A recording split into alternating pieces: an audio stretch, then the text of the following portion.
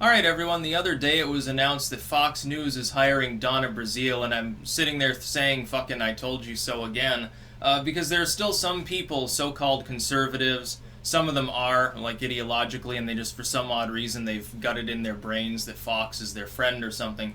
Fox never came out against censorship with the, obvious aside of Tucker Carlson, who has been basically shafted over years-old comments because Fox are a bunch of cowards and refuse to defend him. They've never defended against tech censorship.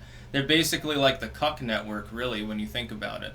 And now Donna Brazile's on board. Now, what do we know Donna Brazile for? She was the liar that was the interim DNC head, that is, after Debbie Wasserman Schultz leaves, because of the email scandal, among other things.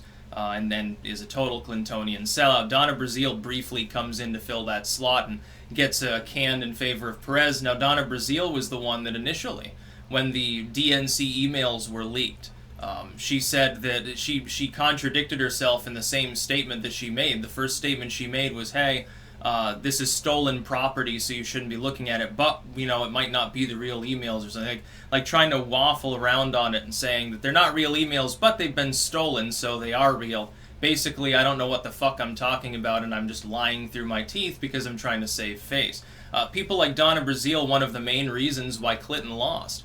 That lack of trust among voters, I think, really took a toll. But Fox, yeah, they're totally not sellouts, dude. Like they sometimes have Tucker Carlson on there, or that dude on the 5 that rants red-faced and, you know, hollowly threatens to kick Juan Williams off the set for saying stupid shit.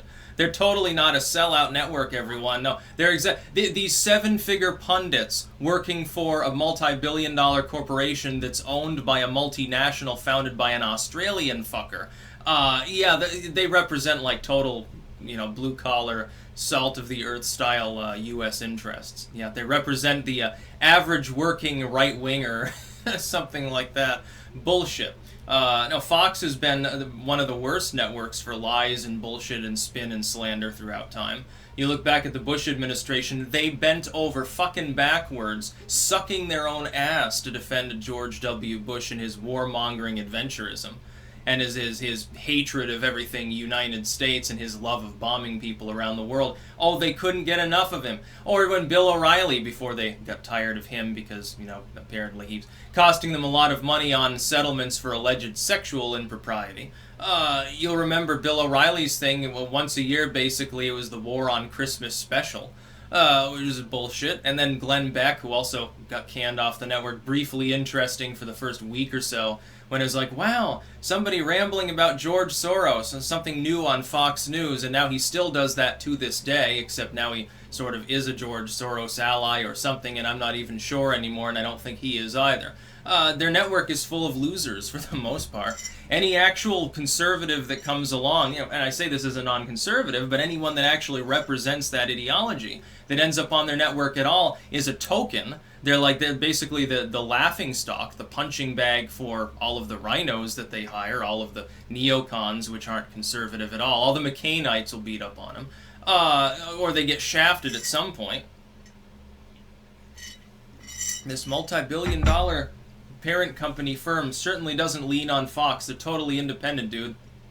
It was totally independent and above board, and it's totally normal that they would hire Donna Brazile of all people. Now, what dirt on who exactly was responsible for getting this hiring put through?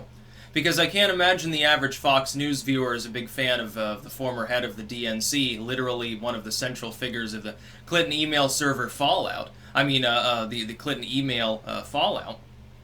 I can't imagine they'd be like, oh, Don. So a far left lady who ran the DNC briefly and lied to everyone. Yeah, it's going to be your new contributor. It's going to be a wonderful time. What exactly? So Fox is enabling her.